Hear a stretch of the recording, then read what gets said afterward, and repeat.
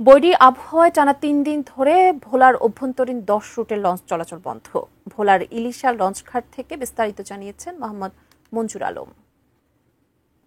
ভোলার অভ্যন্তরীণ রুটের ১০ রুটের লঞ্চ চলাচল বন্ধ রেখেছেন বিআইডব্লিউটি এর পক্ষ থেকে। তো আমরা এই মুহূর্তে রয়েছি ইলিশা লঞ্চঘাটে। এটি হচ্ছে ভোলার সাথে যোগাযোগের অন্যতম একটি মাধ্যম। এই লঞ্চঘাট দিয়ে ঢাকা, চট্টগ্রাম সহ দেশের বিভিন্ন প্রান্তে ভোলার যাত্রীরা যেয়ে থাকে। তো আমরা এই এসে দেখলাম যে গেল ৩ দিন পর্যন্ত এখন পর্যন্ত লঞ্চ চলাচল বন্ধ রেখেছেন। বৈরী আবহাওয়ার কারণে ঝুঁকি এড়াতেই কিন্তু বিআইডব্লিউটির পক্ষ থেকে এই লঞ্চ চলাচল বন্ধ রেখেছেন। এছাড়া সকাল থেকে আমরা দেখেছি যে বাতাস বৃদ্ধি পেয়েছে এবং আকাশ মেঘাচ্ছন্ন রয়েছে এবং ঘুরি ঘুরি বৃষ্টিও পড়তেছে। পাশাপাশি নদীর পানিও কিন্তু উত্তাল রয়েছে। সব মিলিয়ে বলা যায় যে উপকূলীয় জেলা ভোলা কিন্তু আবহাওয়ার পরিস্থিতি এখন কিছুটা খারাপের দিকে যাচ্ছে, কেননা গভীর সমুদ্র বন্দরকে ৩ নম্বর স্থানীয় সতর্কতার সংকেত এবং পাশাপাশি নৌবন্দরকে ১ নম্বর সতর্কতার সংকেত দেখিয়ে যাওয়ার কারণেই কিন্তু এই লঞ্চ চলাচল বন্ধ রেখেছেন বিআইডব্লিউটির পক্ষ থেকে। তো সব মিলিয়ে আমরা কথা বলেছি বিআইডব্লিউটির